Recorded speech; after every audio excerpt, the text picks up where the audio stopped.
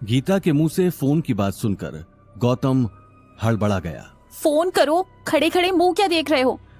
Mom, वो यहाँ नहीं रहता, वो बिजनेस के लिए बाहर गया है।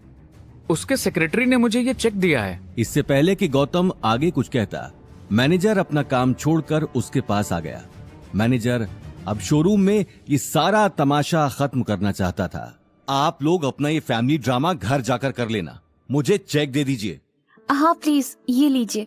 चेक लेकर मैनेजर शोरूम में आ रहे कस्टमर्स को अटेंड करने में लग गया। गार्ड्स भी उसके पीछे शोरूम के दूसरे कोने में चले गए। लेकिन गीता के शक की सुई अब तक गौतम के इर्द गिर्द घूम रही थी। उसी वक्त अवनी ने आगे आकर कहा, मॉम, कबीर ने पैसे के बदले मेरे साथ जबरदस्ती करने की कोशिश की। इससे पहले भी वो कई लड़कियों के साथ ऐसा कर चुका है, इसलिए अब वो जेल में है और अपने किए की सजा काट रहा है। आज अगर गौतम टाइम पर नहीं आता तो शायद कबीर अपने इरादों में कामयाब भी हो जाता। ये बात सुनते ही गीता हैरानी से गौतम को देखने लगी। उसे अभी तक अपने कानों पर यकीन नहीं हो रहा था। बेटा, तुझे तो कुछ नहीं हुआ ना? No dad, I am fine now. फिर यही सबसे बड़ी बात है। अब ये गौतम कहाँ से पैसे लाया है मुझे उससे मतलब नहीं है, बस ये ले आया। जिंदगी में पहली बार कोई ढंग का काम किया है इसने। क्या खाक ढंग का काम किया है? पता नहीं किससे पैसे उधार लेकर आ गया। अब उसे देने भी तो पड़ेंगे। चेक तो ऐसे लेकर आया है जैसे यहाँ पैसों की खान लग रही है। ठीक है मॉम, अब घर जाकर बात करते। यहाँ सब लोग हमें ही देख रहे हैं। अवनी की बात सुनते ही सभी घर जाने के लिए निकल गए। घर पहुंचते पहुंचते शाम हो चुकी थी और गीता गौतम के ऊपर ताने बरसाने का कोई भी मौका गंवाना नहीं चाहती थी। गौतम, अब यहाँ खड़े मत रहो, मेरे लिए चाय लाओ। जी मॉम। और सुनो, चाय में दूध और इलायची संभाल के डालना। तुम्हारे बाप दादा ने हमें कोई खजाना नहीं दिया हुआ है। गौतम ये सुनकर मन ही मन मुस्कुराता है, क्योंकि अवनी के दादाजी हिम्मत सिंह को अपना कारोबार शुरू करने के पैसे गौतम के दादाजी ने ही दिए थे। क्योंकि एक जमाने में हिम्मत सिंह के पूर्वज मुंशी जी की तरह रंजोर परिवार की सेवा करते थे। मुस्कुरा क्यों रहे हो? मुझे पता है कि तुम सारी मलाई खुद ही चट कर जाते हो। इस बार चाय अच्छी नहीं बनी ना, तो चाय कप में नहीं तुझ पे होगी। जी मॉम। ये कहते हुए गौतम तुरंत किचन की तरफ चला गया। उधर अनिल गीता और अवनी को थैंक यू कहता है।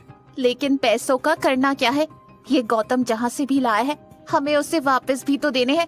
अभी तो यही मानो कि गले में फंदा लटका हुआ है। ये बात सुनकर अवनी अपनी सेविंग्स के बारे में सोचने लगी, क्योंकि उसे भी जल्दी से जल्दी गौतम के दिए हुए पैसे वापस लौटाने थे।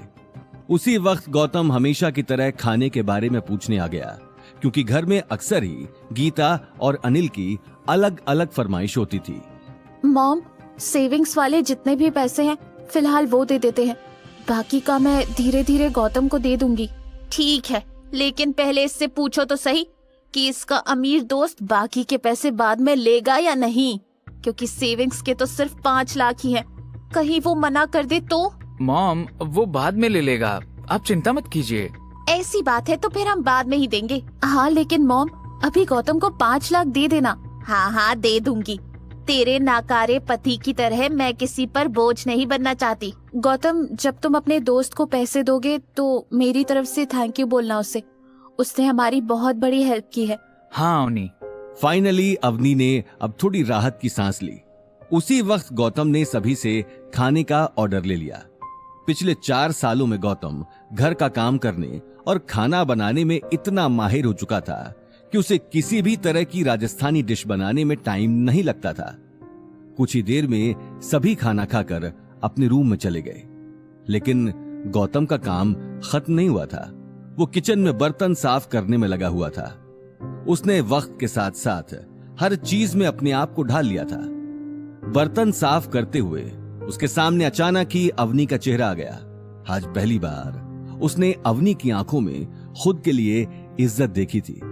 वो मन ही मन मुस्कुराता हुआ इस बात के बारे में सोच रहा था कि तभी उसके मोबाइल की रिंग बजने लगी। स्क्रीन पर अभिनव का नंबर देखते ही उसने कॉल उठा लिया। Hello sir, sorry for disturbing you. मुझे अपॉइंटमेंट एग्रीमेंट पर आपके साइन चाहिए थे। आप कल का फ्री हैं? ये बात सुनते ही गौतम अपने आसपास देखने लगा। ठीक है, मैं कल सुबह ऑफिस आता हूँ। ओके सर, मैं आपका वेट करूंगा। गौतम ने अगले ही पल कॉल काट दिया और किचन के बाहर जाने लगा, लेकिन बाहर जाते ही उसे सामने अवनी खड़ी दिखाई दी। इस वक्त तुम फोन पर किससे बात कर रहे थे? वो कुछ नहीं अवनी, बस आजकल मुझे क्रेडिट कार्ड्स वालों के बहुत कॉल्स आने लगे हैं। मैं परेशान हो गया हूँ, ये लोग किसी भी टाइम कॉल कर देते हैं। ये सुनकर अवनी एक पल के लिए खामोश हो गई और बिना कुछ कहे अपने रूम में जाकर बेड पर सो गई। अवनी के जाते ही गौतम गहरी सांस लेकर अपने सिर से पसीना साफ करने लगा। अगले ही पल उसने भी रूम में जाकर जमीन पर अपना गद्दा लगा लिया। अगली सुबह गौतम अपना घर का काम खत्म करके मैरियट जाने के लिए निकल गया। वो अवनी से मार्केट के काम का बहाना बनाकर निकला था, इसलिए उसे जल्दी से जल्दी घर वापस पहुंचना था। घर से थोड़ी ही दूर जाने पर उसे अभिनव का कॉल आ गया। गुड मॉर्निंग सर, मैंने सारे सीनियर एग्जीक्यूटिव को इन्फॉर्म करके मीटिंग के लिए बुला लिया है। आप कब तक पहुंच रहे हैं? सभी आपसे मिलने के लिए बेताब हैं। मिस्टर गुप्ता, आपने मीटिंग रखने से पहले मुझसे पूछा क्यों नहीं? मैं नहीं चाहता मेरी असलियत किसी को पता चले। Please cancel this meeting. Sorry sir, मैं अभी मीटिंग कैंसिल कर देता हूँ। आप फिक्र मत कीजिए, आपके बारे में किसी को पता नहीं चलेगा। गुड, आप अपने केबिन में रहिए, मुझे आपसे मिलकर जल्दी निकलना है। गौतम ने अगले ही पल कॉल काट दिया। कुछ ही देर में उसने मैरियट पहुंचकर कार पार्क कर दी। कार पार्क करके गौतम बिल्डिंग के अंदर जाने लगा, लेकिन अंदर जाने से पहले ही उसकी नजर सामने खड़े कपल पर चली गई। लड़के ने ब्लैक सूट पहना हुआ था और साथ खड़ी लड़की ने बहुत ही महंगी ड्रेस पहनी हुई थी। दोनों को देखकर कोई भी ये कह सकता था कि वो किसी अमीर फैमिली से थे। उन दोनों को सामने देखते ही गौतम ने अपनी नजरें चुरा लीं। गौतम की हालत देखते ही लड़की जोर जोर से हंसने लगी। अरे जीजा साहब, आप यहाँ कहीं रास्ता तो नहीं भूल गए? इस कंपनी में लूजर्स के लिए कोई जगह नहीं है। ये बात सुनते ही गौतम अपना गला साफ करके आसपास देखने लगा। दरअसल उसके सामने खड़ी लड़की कोई और नहीं, अवनी की कजन शनाया ही थी। शनाया बचपन से ही अवनी को पसंद नहीं करती थी। इसकी कई सारी वजहें थी। अवनी का दिमाग बचपन से ही बहुत तेज था। वो दिखने में बहुत सुंदर थी। ये कहना गलत नहीं होगा कि वो एक नजर में किसी भी लड़के को अपना दीवाना बना डालती थी और इसी वजह से शनाया उससे नफरत करती थी। लेकिन अवनी की शादी गौतम जैसे लूजर से होने के बाद शनाया सबसे ज्यादा खुश हुई थी।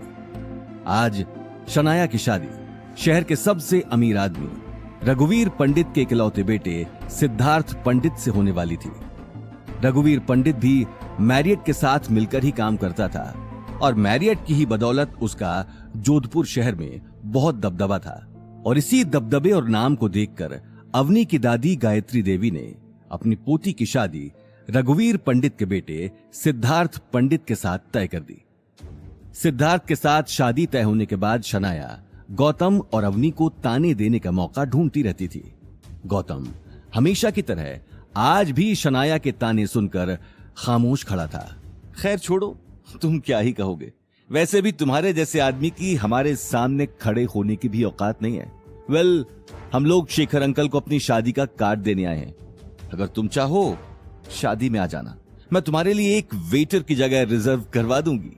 थैंक यू मेरे बारे में सोचने के लिए, लेकिन मुझे तुम्हारी शादी में वेटर बनने का कोई शौक नहीं है। गौतम की बात सुनकर सिद्धार्थ उसे ऊपर से नीचे तक देखने लगा।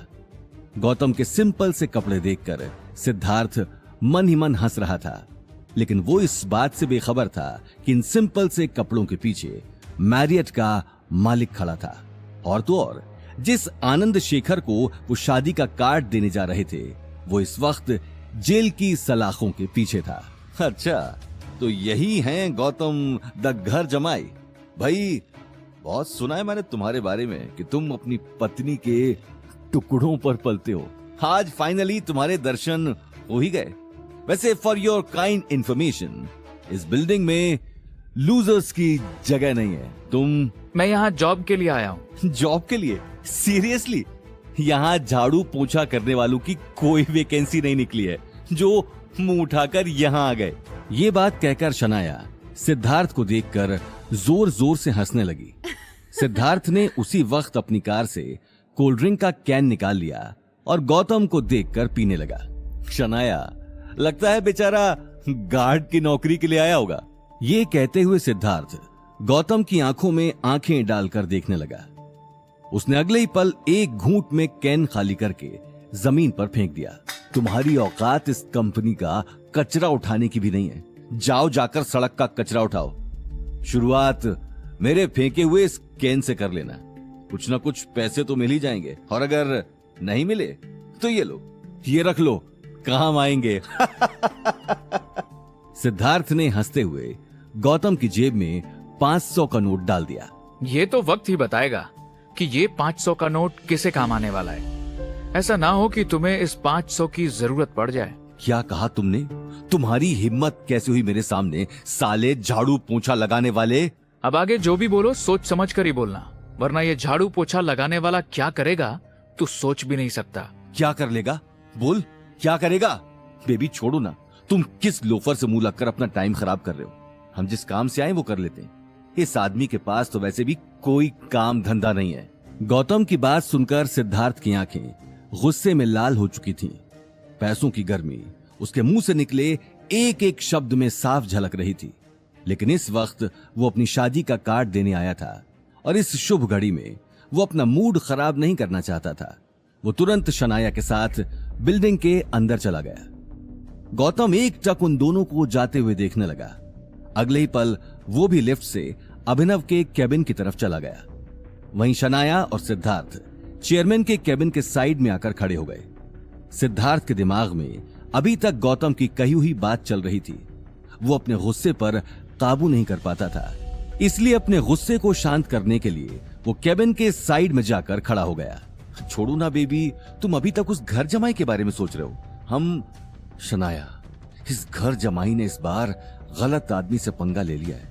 एक बार शादी हो जाने दो।